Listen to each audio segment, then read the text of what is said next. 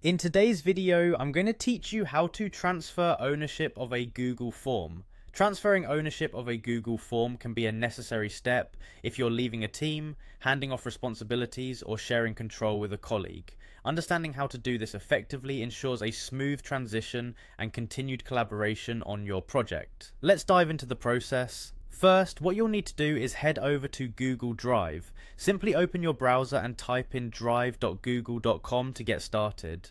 Once you're at the Google Drive homepage, look to the upper left corner of your screen for the Apps icon. Clicking on this will open a small drop-down menu that provides access to all the various Google applications at your disposal.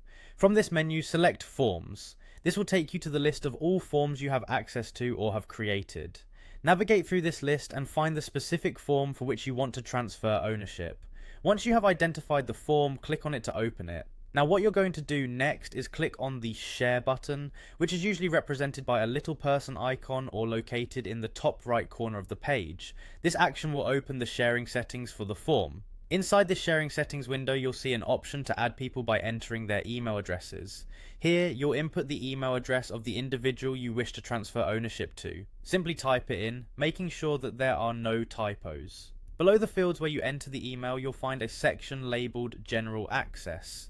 It's crucial to focus on this part because settings here can define how widely the form can be accessed. Initially, it might be set to restricted, meaning only people explicitly invited can view or edit the form. You'll want to change this, especially if the new owner might need to share it farther. Click on this section and change the setting from restricted to anyone with the link.